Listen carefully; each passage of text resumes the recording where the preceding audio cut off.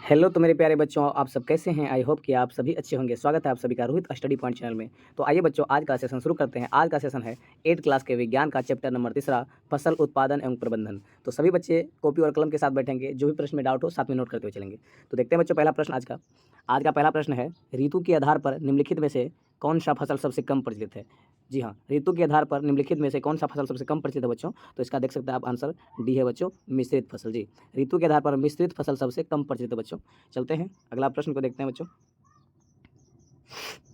प्रश्न नंबर 2 में देखिए क्या कहा गया है। प्रश्न 2 में कहा गया है खरपतवार उदाहरण है। जी हाँ, खरपतवार किसका उदाहरण है?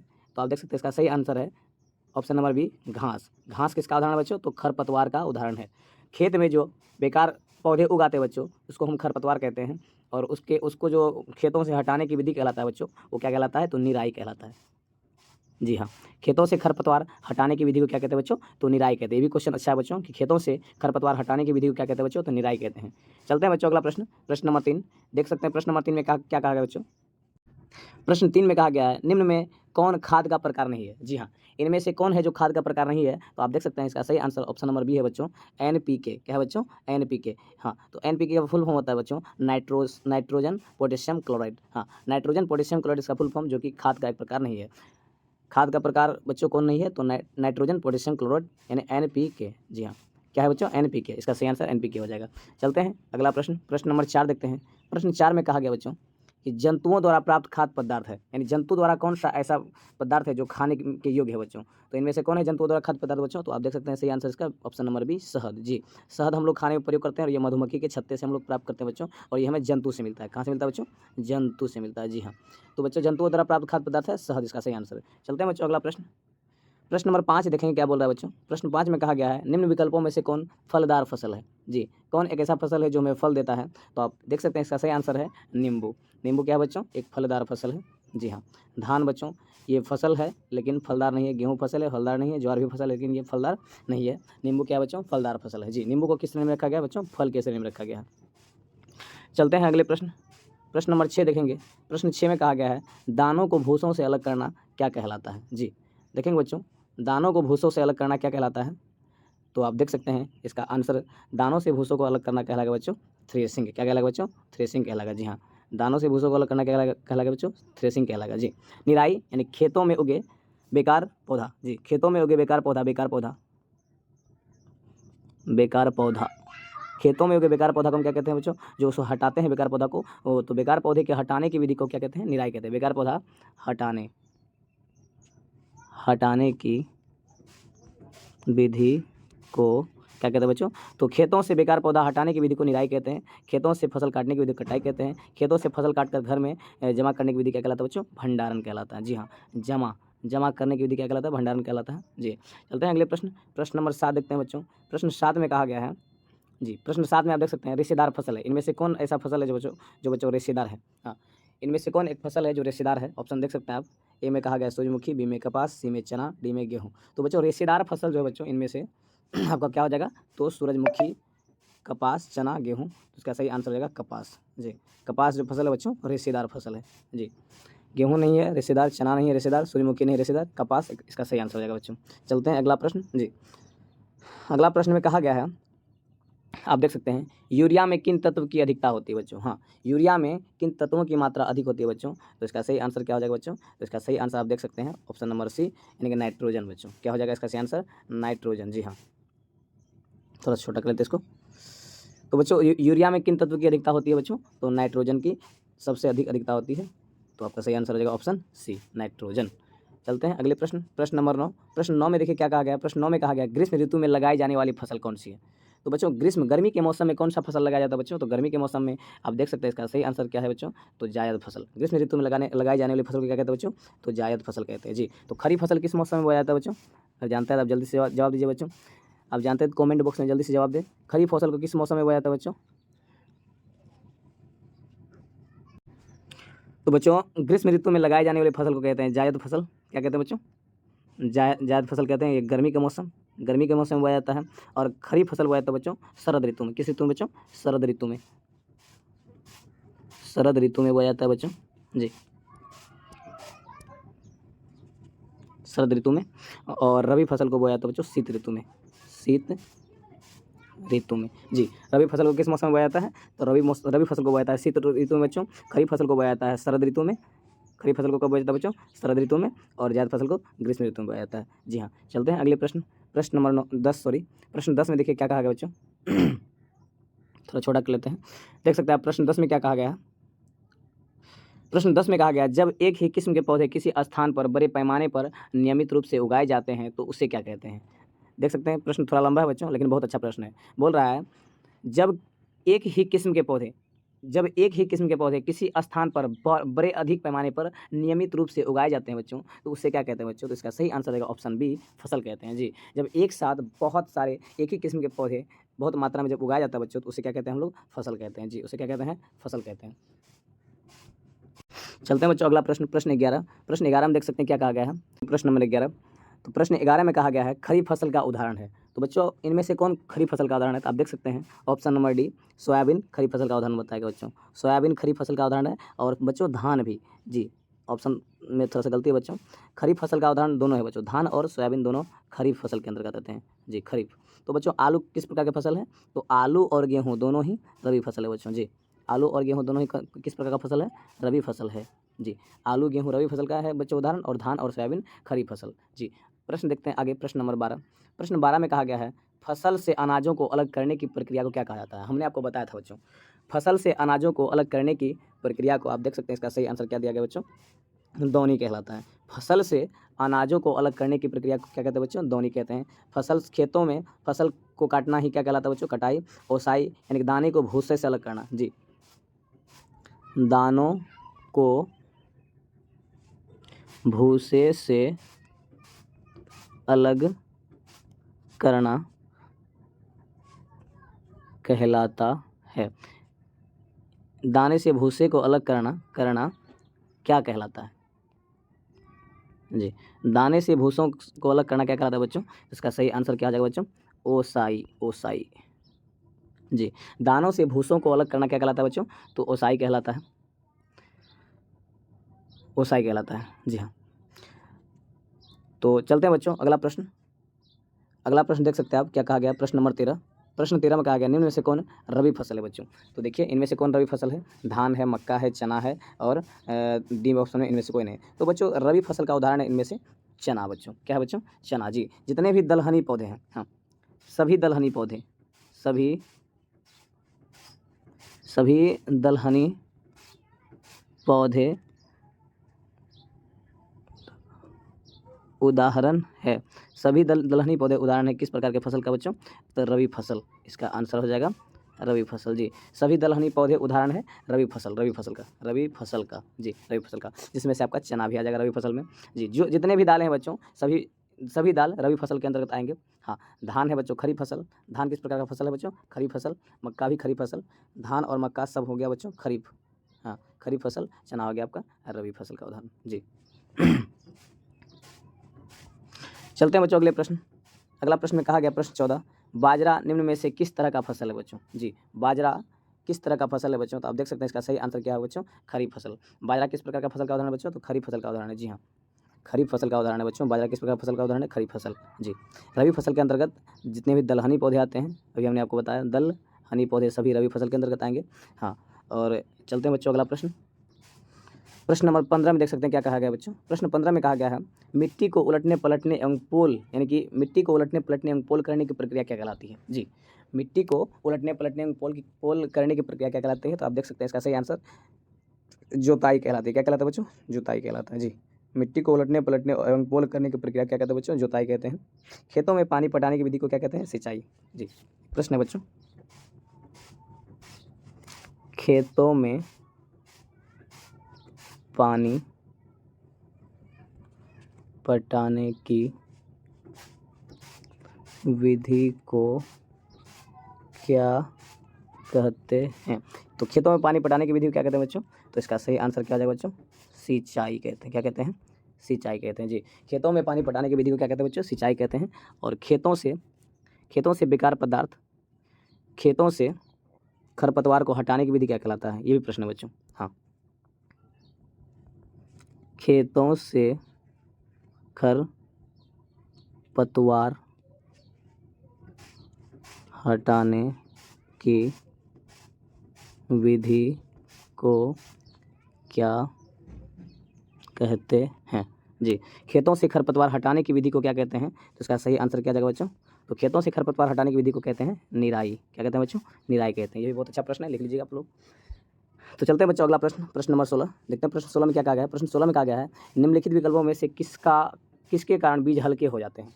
जी, निम्नलिखित विकल्पों में से किसके कारण बीज हल्के हो जाते हैं बच्चों? देख सकते हैं आप, इसका सही आंसर है बच्चों ऑप्शन नंबर बी, बीज छेदक। जी, बीज छेदक के कारण बीज क्या होता है बच्चों? हल्का हो जाता है। हाँ, चलते हैं अगला प्रश्न, प्रश्न नंबर 17। प्रश्न 17 में देखिए क्या कहा गया है? प्रश्न 17 में कहा गया है चना की फसल है। जी, चना किस फसल के अंतर्गत आते हैं बच्चों? दाल के अंतर्गत। तो हमने कहा था जितने भी दलहनी पौधे हैं बच्चों, जितने भी दलहनी पौधे हैं सभी किस फसल के अंतर्गत आएंगे? रबी फसल के अंतर्गत। तो चना भी उनमें से एक है बच्चों। तो चना भी किस प्रकार का फसल होगा? तो रबी फसल के अंतर्गत आएगा। जी, जायद फसल को कब बोया जाता है बच्चों? गर्मी के मौसम में, है ना, गर्मी के मौसम में जायद फसल को। और खरीफ फसल को बोया जाता है बच्चों शरद ऋतु में। जी सॉरी, खरीफ फसल को कब बोया जाता है बच्चों? शरद ऋतु में खरीफ फसल को बोया जाता है शरद ऋतु में। जी, खरीफ फसल को शरद ऋतु में, रबी फसल को शीत ऋतु में, रबी फसल को बोया जाता है शीत ऋतु में, और जायद फसल को बोया जाता है बच्चों ग्रीष्म ऋतु। जी, चलते हैं अगले प्रश्न, प्रश्न नंबर 17। प्रश्न 17 में कहा गया उर्वरक है बच्चों। तो उर्वरक क्या है? तो देख सकते हैं आप, इसका सही आंसर अकार्बनिक पदार्थ है बच्चों। जी, उर्वरक क्या है बच्चों? तो अकार्बनिक पदार्थ है। क्या है बच्चों? अकार्बनिक पदार्थ। उर्वरक क्या है? तो अकार्बनिक पदार्थ। तो कार्बनिक पदार्थ क्या है बच्चों? तो खाद कार्बनिक पदार्थ है। जो हम घर में खाद बनाते हैं बच्चों अपने सब्जियों के कचड़े से और सड़ी गली चीज़ों को मिट्टी के अंदर कई महीनों तक छोड़ देने के बाद उन्हें फिर से उनके ऊपर मिट्टी डाल देने के बाद उनको जब निकालते हैं बच्चों तो ह्यूमस का रूप वो ले लेता है बच्चों, और इस प्रकार से उस खाद को हम कहेंगे कार्बनिक खाद, जो हमारे खेतों की मिट्टी की उर्वरक क्षमता को बनाए रखने में मदद करता है। जी, तो कार्बनिक खाद किसके लिए उत्तरदायी होता है बच्चों? तो कार्बनिक खाद उत्तरदायी होता है खेतों की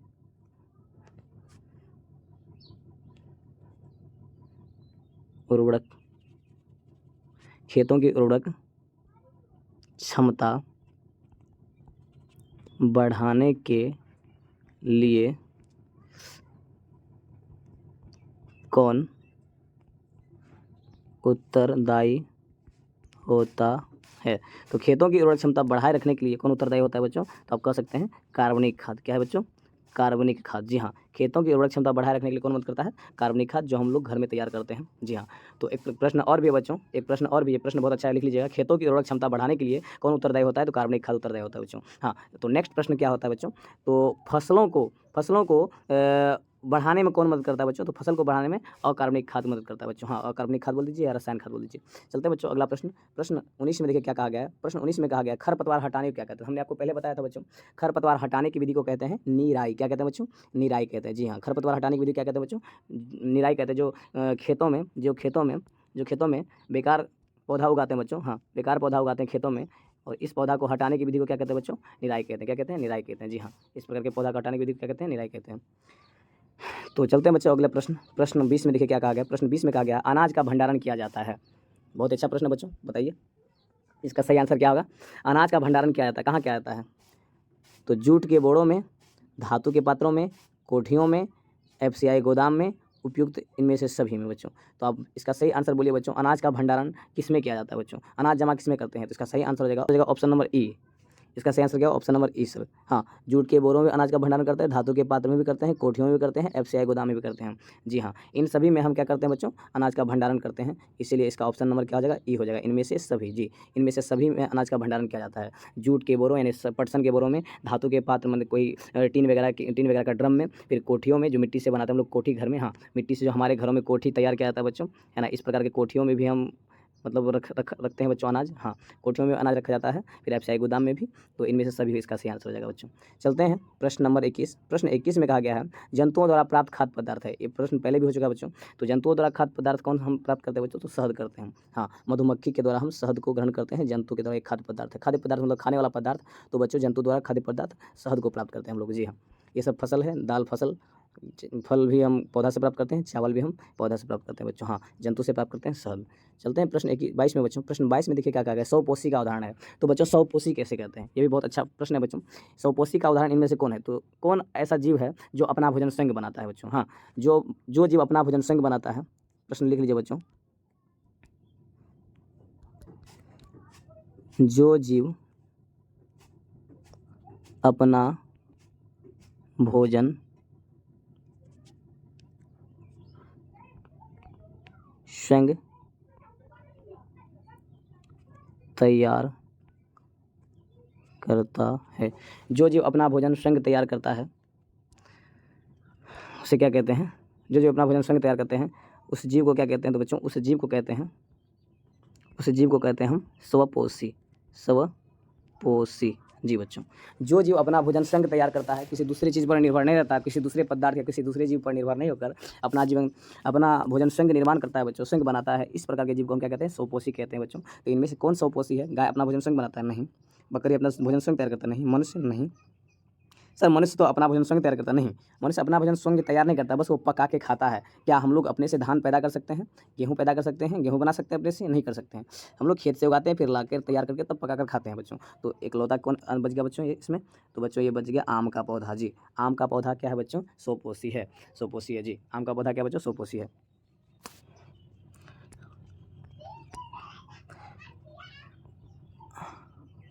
आम का पौधा किस प्रकार का उदाहरण बच्चों? तो स्वपोषी का उदाहरण है बच्चों। हाँ, आम का पौधा स्वपोषी का उदाहरण है। ये हो गया आपका आम का पौधा जी। ये कार्बन डाइऑक्साइड, मानो ये वायुमंडल है बच्चों। हाँ, वायुमंडल से लेता है कार्बन डाइऑक्साइड। पौधा वायुमंडल से कार्बन डाइऑक्साइड लेता है और मिट्टी से क्या लेता है बच्चों? मिट्टी से क्या ग्रहण करता है? मिट्टी से पौधा मिट्टी से क्या ग्रहण करता है बच्चों? तो मिट्टी से जल लेता है बच्चों। हाँ, मिट्टी से क्या लेता है बच्चों? मिट्टी से जल ग्रहण करता है। पौधा मिट्टी से क्या ग्रहण करता है बच्चों? तो जल ग्रहण करता है। पौधा मिट्टी से जल ग्रहण करता है बच्चों, जल लेता है। जी हाँ, मिट्टी से क्या लेता है बच्चों? जल लेता है और सूर्य से प्रकाश लेता है। जी हाँ, सूर्य से क्या ग्रहण करता है बच्चों? पौधा सूर्य से क्या ग्रहण करता है बच्चों? तो सूर्य से ग्रहण करता है बच्चों प्रकाश जी। सूर्य के प्रकाश, पौधा सूर्य का प्रकाश, मिट्टी से जल, मिट्टी से क्या लेता है बच्चों? तो पौधा मिट्टी से जल ग्रहण करता है और सूर्य से प्रकाश लेता है और वायुमंडल से कार्बन डाइऑक्साइड गैस ग्रहण करता है बच्चों और पत्तियों में मौजूद क्लोरोफिल, इन चारों के मदद से पौधा अपना भोजन तैयार कर पाता है। इसलिए हम पौधा क्या कहते हैं बच्चों? स्वपोषी कहते हैं। पौधा को क्या कहते हैं बच्चों? स्वपोषी कहते हैं। जितने भी हरे पेड़ पौधे बच्चों सभी क्या है? स्वपोषी का उदाहरण है, क्योंकि ये अपना भोजन स्वयं तैयार करता है। जी हाँ, तो पौधा अपना भोजन तैयार करने के लिए किन किन चीज़ों पर बच्चों किन किन चीज़ों की जरूरत होता है? तो सूर्य का प्रकाश, कार्बन डाइऑक्साइड, क्लोरोफिल और जल, इन चारों की मदद से पौधा अपना भोजन तैयार करता है। जी हाँ, तो जो अपना भोजन स्वयं संश्लेषण करता है उसे क्या कहते हैं बच्चों? तो स्वपोषी कहते हैं। जो अपना भोजन स्वयं संश्लेषण नहीं कर किसी दूसरे पर निर्भर रहता है उसे क्या कहते हैं बच्चों? तो उसे हम कहते हैं परपोषी। क्या कहते हैं? परपोषी कहते हैं। तो परपोषी का उदाहरण कौन हो जाएगा बच्चों? तो मनुष्य हो जाएगा परपोषी, जानवर, मनुष्य के बाद क्या हो जाएगा बच्चों? जानवर, जितने भी जीव जंतु हैं बच्चों, जीव जंतु हैं सभी क्या है बच्चों? परपोषी का उदाहरण है। चलते हैं अगला प्रश्न, प्रश्न 23। प्रश्न 23 में देखिए क्या कहा गया। प्रश्न 23 में कहा गया है धान की फसल है बच्चों। तो धान की फसल किस प्रकार का उदाहरण है? हमने पहले इससे पहले बता दिया बच्चों। तो धान की फसल खरीफ फसल का उदाहरण है बच्चों जी। खरीफ फसल, धान किस प्रकार का फसल है बच्चों? खरीफ फसल। ये धान किस मौसम में बोया जाता है बच्चों? तो बच्चों शरद ऋतु में। कब बोया जाता है बच्चों? तो शरद ऋतु में। धान कब बोया जाता है? शरद ऋतु में। धान किस प्रकार का उदाहरण है बच्चों? तो शरद ऋतु का उदाहरण है। हाँ, किस प्रकार का फसल है? तो खरीफ फसल है जो शरद ऋतु में खरीफ फसल को बोया जाता है जी। जायद फसल को बोया जाता है ग्रीष्म ऋतु में और रबी फसल को बोया जाता है शीत ऋतु में जी। रबी को बोया जाता है शीत ऋतु में। कब बोया जाता है बच्चों? कॉपी में नोट कर लीजिएगा। रबी को बोया जाता है शीत ऋतु में। खरीफ फसल को बोया जाता है शरद ऋतु में, शरद ऋतु में। और जायद को बोया जाता है ग्रीष्म ऋतु में। कब बोया जाता है बच्चों? ग्रीष्म ऋतु में, ग्रीष्म ऋतु में जी। कब बोया जाता है बच्चों? ग्रीष्म ऋतु में बोया जाता है। रबी फसल को शीत ऋतु में, शरद ऋतु में बोया जाता है खरीफ फसल को और जायद फसल को ग्रीष्म ऋतु में बोया जाता है। जी हाँ बच्चों। चलिए बच्चों अगला प्रश्न देखते हैं। अगला प्रश्न देखते हैं, प्रश्न नंबर 24। प्रश्न नंबर 24 में कहा गया है वर्मी कंपोस्ट में क्या प्रयोग में आता है? वर्मी कंपोस्ट में क्या प्रयोग में आता है बच्चों? इसका सही आंसर हो जाएगा केचुआ। क्या आ जाएगा बच्चों? केचुआ जी। केचुआ को और किस नाम से जानते हैं बच्चों? तो बच्चों किसानों का मित्र कहते हैं। बहुत ही अच्छा प्रश्न है, इसको नोट करिएगा। किसानों, किसानों का मित्र, किसानों का मित्र किसे कहा जाता है? किसे कहा जाता है? तो बच्चों किसानों का मित्र किसे कहा जाता है? तो इसका आंसर लिखिएगा आप लोग बच्चों, केचुआ। किसे कहा जाता है बच्चों? केचुआ जी। किसानों का मित्र किसे कहा जाता है बच्चों? केचुआ को कहा जाता है। और इसका एक और भी क्वेश्चन है बच्चों, एक फैक्ट और भी है, आइए जानते हैं। तो बच्चों किसानों का मित्र अगर केचुआ कहा जाता है तो किसानों का दुश्मन किसे कहा जाता है? हाँ, ये भी प्रश्न पूछा जाता है बच्चों कि किसानों का दुश्मन किसे कहा जाता है? किसानों का दुश्मन किसानों का दुश्मन किसे कहा जाता है? तो बच्चों किसानों का दुश्मन किसे कहा जाता है बताइए? तो किसानों का दुश्मन कहा जाता है जोक को। किसे कहा जाता है बच्चों? जी हाँ, जोक को कहते हैं किसानों का दुश्मन। चलते हैं बच्चों अगला प्रश्न, प्रश्न नंबर 25। प्रश्न 25 में देखिए क्या कहा गया है? प्रश्न 25 में कहा गया है फसल चक्रण से मिट्टी की उर्वरकता क्या होती है? तो बच्चों फसल चक्रण से मिट्टी की उर्वरकता हमेशा अच्छी बनी रहती है और ये बढ़ जाती है बच्चों। फसल चक्रण से, जी हाँ, फसल चक्रण से मिट्टी की उर्वरकता क्या होती है बच्चों? बढ़ जाती है। देखते हैं बच्चों प्रश्न नंबर 26। प्रश्न नंबर 26 में कहा गया है निम्न विकल्पों में से कौन सिंचाई के लिए जल का स्रोत नहीं है? तो बच्चों इनमें से कौन है जो जल सिंचाई के लिए जल का स्रोत नहीं है बच्चों? तो इनमें से सिंचाई के लिए जल का स्रोत है, सॉरी यहाँ पे नहीं है, क्वेश्चन थोड़ा सा गलती टाइप है बच्चों।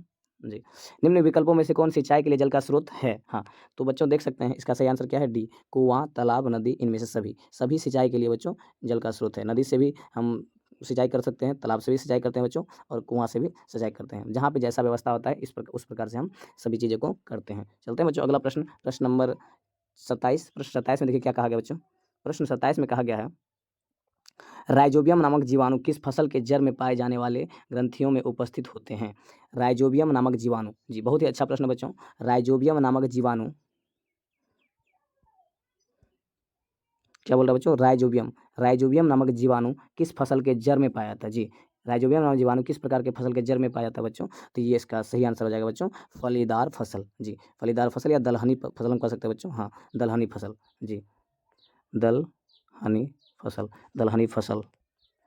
दलहनी फसल के जड़ों में किस प्रकार के जीवाणु पाए जाते हैं बच्चों? तो राइजोबियम नामक जीवाणु। जी, राइजोबियम नामक जीवाणु दलहनी फसल के जड़ों में भरपूर मात्रा में पाया जाता है और खेतों की उर्वरक क्षमता बढ़ाने में बहुत ही मदद करता है बच्चों। जी, तो बच्चों आज आपका 27 प्रश्न कंप्लीट हुआ बच्चों। चैप्टर नंबर तीसरा 8 क्लास के विज्ञान का चैप्टर तीसरा का 27 क्वेश्चन कंप्लीट हुआ बच्चों। आप सभी बच्चे इस प्रश्न को, जो भी बच्चे नहीं जानते हैं, सभी को कॉपी में नोट करेंगे और इस चैनल को ज़्यादा से ज़्यादा अपने दोस्तों के पास शेयर करें ताकि उन तक भी ये सभी चीज़ें पहुँच पाए बच्चों। और फिर मिलेंगे आपके साथ नेक्स्ट चैप्टर में, नेक्स्ट वीडियो के साथ। आज का क्लास यहीं तक, धन्यवाद।